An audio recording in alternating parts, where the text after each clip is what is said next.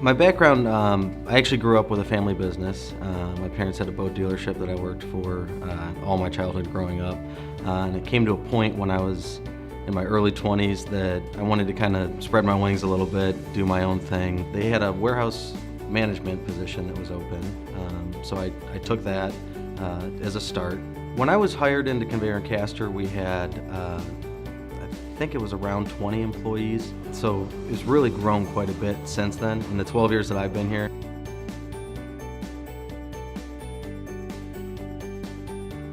My career started as the warehouse manager. I helped them redesign, organize, and set up a really good flow in their warehouse in an effort to move on from there.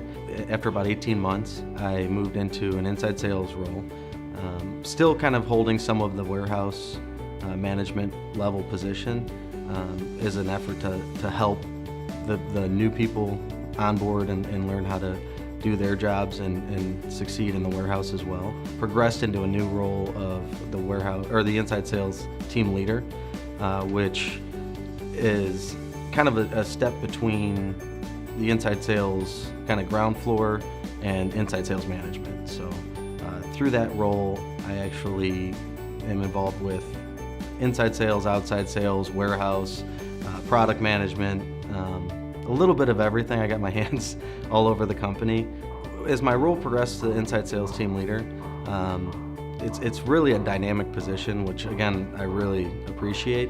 I'm involved with setting up the inside sales team with daily huddles, making sure everyone's on the same page, making sure everyone's doing the right thing the right way. And then I also am somewhat of a liaison between the inside sales department and the warehouse department, helping to set up what needs to ship, when it needs to ship, prioritizing orders with the warehouse team.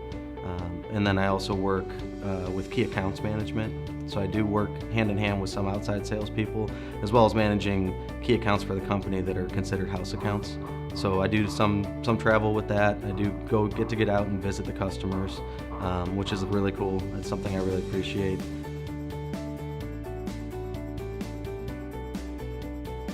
In 2014, we were growing exponentially, and we determined that there was kind of a void that we weren't filling. There was a disconnect where player A doesn't know necessarily what player B is doing at any given point in the day. So what we did is we got together as a team, the inside sales team, to develop kind of a personality or a definition of what we are.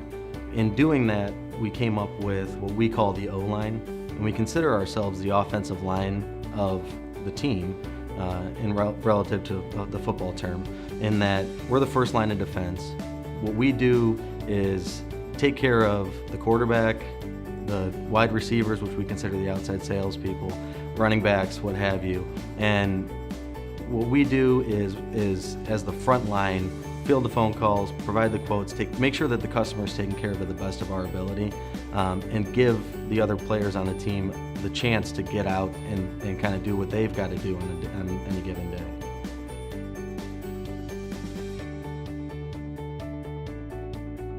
When I first started in inside sales, someone made a point that if I'm not doing 5 or 6 things at a time, I'm bored and I don't know what I'm doing.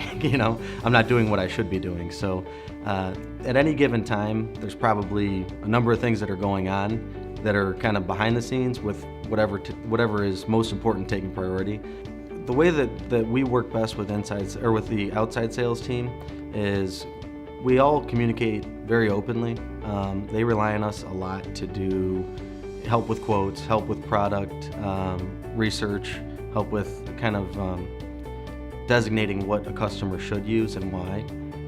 We've all had a lot of training through manufacturer training and even training here in our facility that involves what product we're doing, why we're doing it, and how we should use it.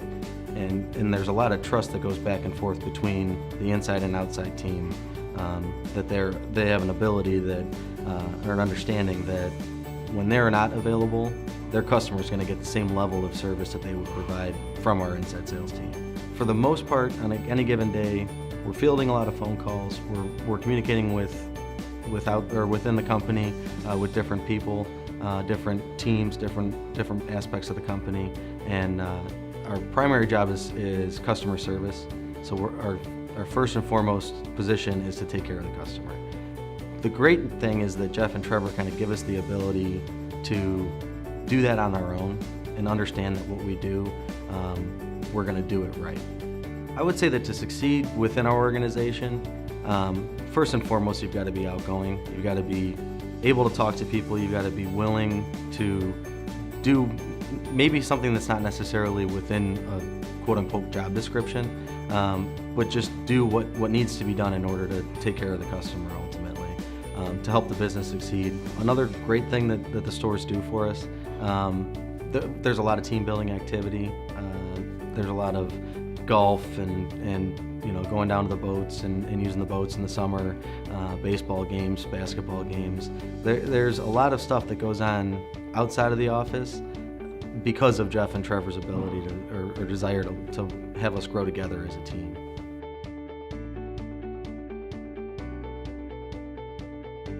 Our biggest successes stem from a customer that notices how we differentiate ourselves from the competition.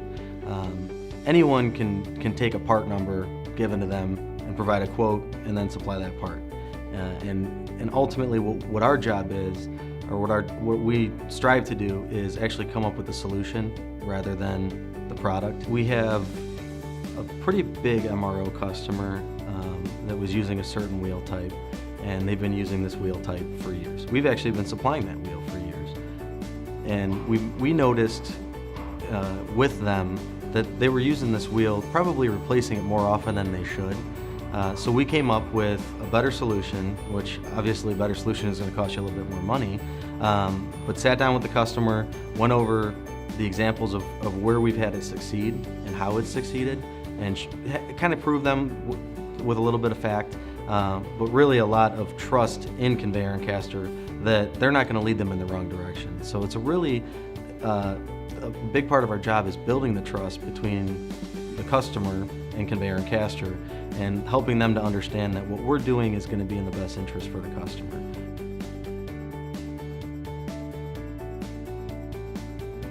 Our systems that we have in place, when I started with the company, we were barely out of carbon paper and pen into our first system. Through the years that's developed, obviously with the technological age, we started using email a lot more, and then developed into our CRM, which is Tour de Force. The best thing I could say about Tour de Force is that it allows complete transparency between the inside sales department, the accounting department, the outside sales department, where as soon as something is done in the system, be it a quote, an email, correspondence with a customer, it's visible to all parties. So it's really a state-of-the-art system that we get to use.